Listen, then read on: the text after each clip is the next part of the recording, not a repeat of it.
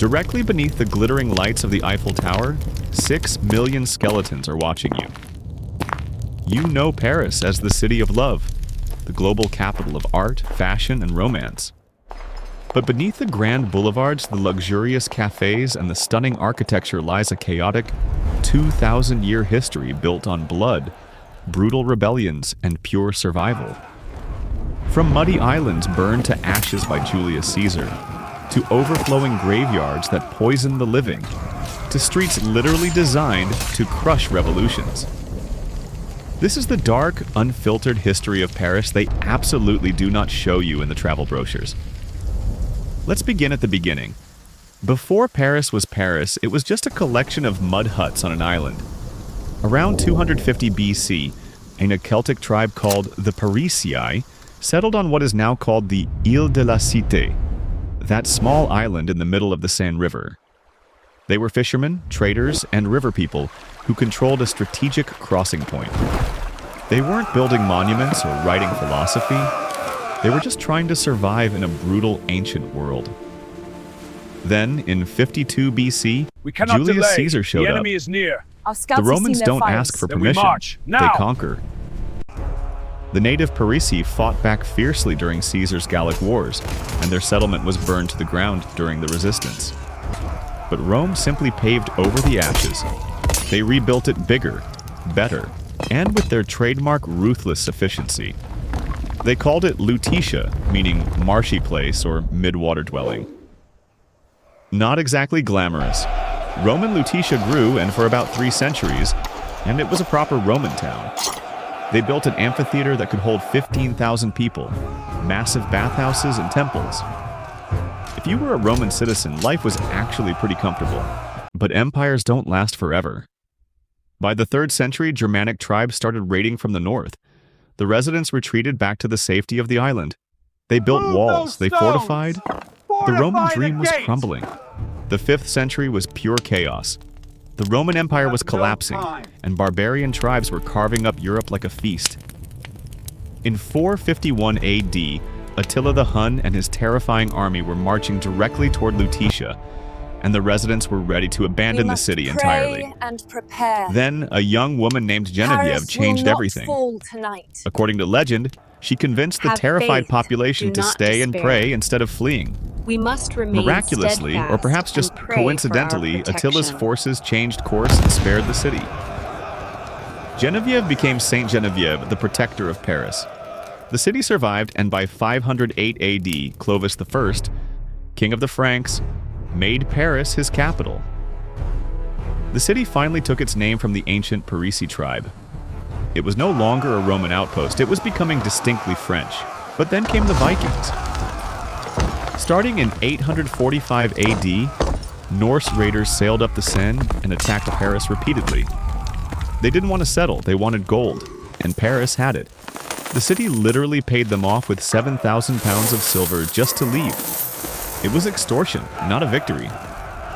The worst siege came in 885 AD when the Vikings blockaded Paris for months. Only a few hundred defenders held the fortified bridges against thousands of Norsemen. They held on barely until reinforcements arrived. Paris survived again, but it learned a hard lesson. If you want to keep existing, you better build stronger walls. By the 12th and 13th centuries, Paris was becoming undeniably important. In 1163, construction began on Notre Dame Cathedral. You misunderstand. It took nearly 200 years to complete, and it was audacious. A building so ambitious it seemed to defy gravity. Gothic architecture was the cutting edge of medieval engineering, and Notre Dame was its masterpiece. Around the same time, the University of Paris took shape, making the city an intellectual capital. King Philip II paved the muddy streets and built the Louvre. But not the museum you know today. Philip's Louvre was a massive fortress, a castle designed with thick walls and a moat to protect the city from invasion. But wealth attracts envy, and being important means becoming a target. The 14th century nearly destroyed Paris. First came famine in the 1310s. Then the 100 Years' War against England started in 1337, but nothing compared to what arrived in 1348. The Black Death. It was one of the deadliest plague outbreaks in human history. Estimates suggest that between a third and half of the city's entire population died. Bodies piled up in the streets faster than they could be buried.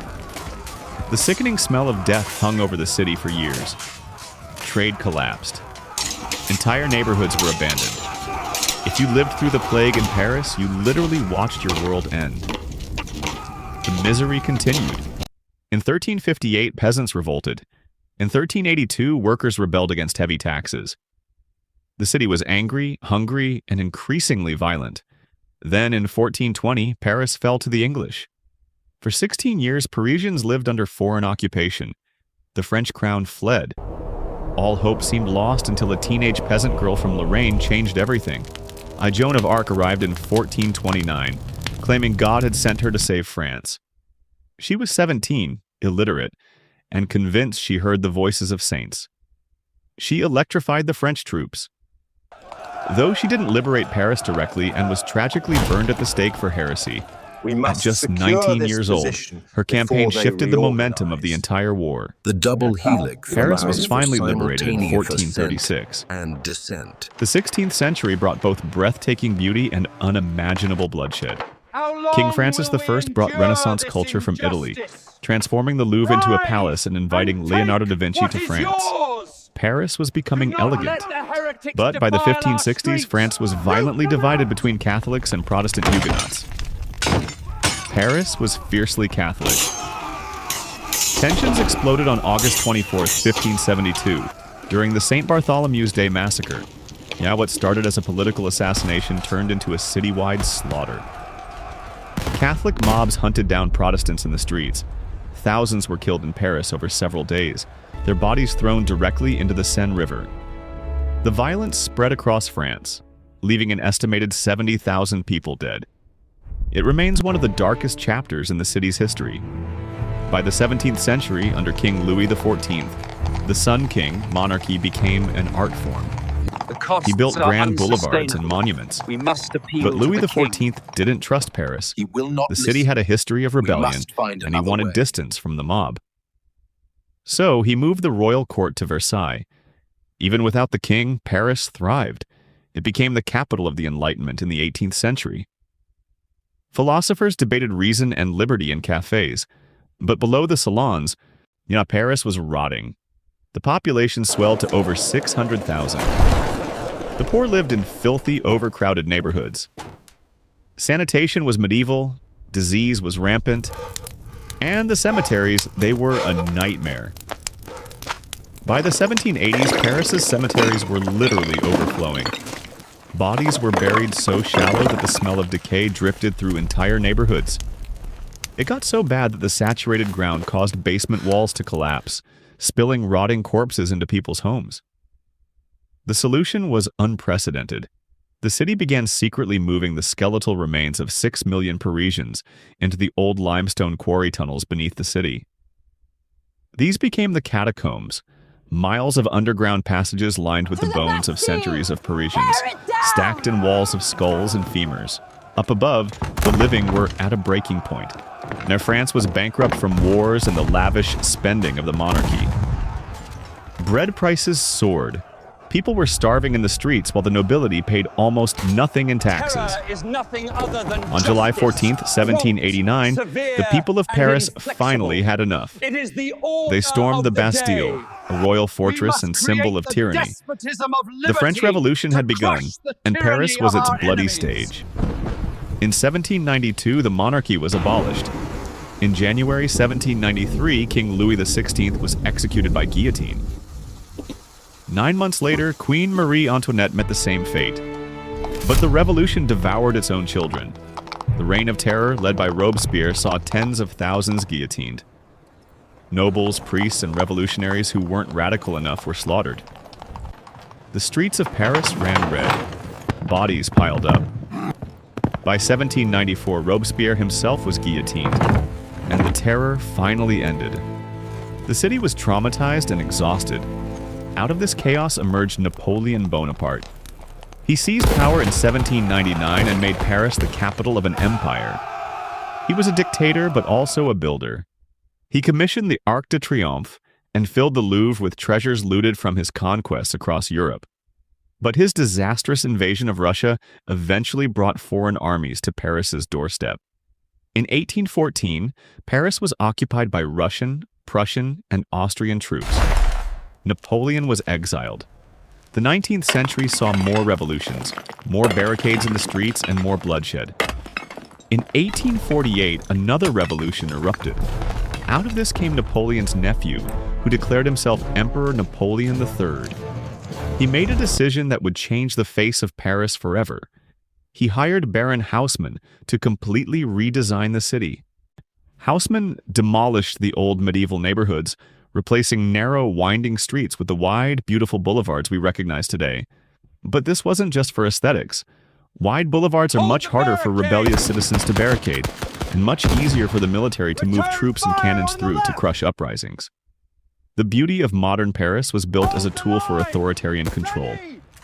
In 1870, a disastrous war with Prussia led to another brutal siege of Paris. People ate rats, cats, and zoo animals just to survive. Following the surrender, radical Parisian workers established the Paris Commune in 1871.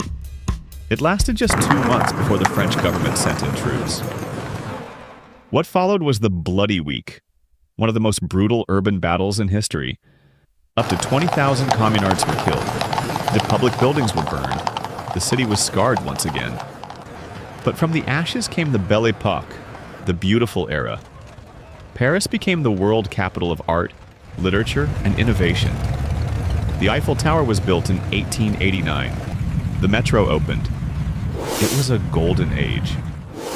Then, the 20th century brought the world wars. During World War I, the German army came within 30 miles of the city. Taxis were famously commandeered to rush French troops to the front lines, saving Paris at the last possible moment. World War II, however, brought pure darkness. In June 1940, German troops marched into Paris. The swastika flew over the Eiffel Tower. For 4 years, Paris lived under Nazi occupation. Over 13,000 Jewish Parisians were arrested in a single roundup and sent to concentration camps. Yeah, but the French resistance fought back in the shadows. Finally, in August 1944, Parisians rose up once more. They built barricades, fought street by street, and liberated their city. Hitler ordered Paris to be burned, but his own commander refused. Since then, Paris has continued to evolve through student protests in 1968, modern architectural controversies, and tragic terrorist attacks in the 21st century. It has been conquered, burned, occupied, and torn apart by its own people. But it always rebuilds. It always survives.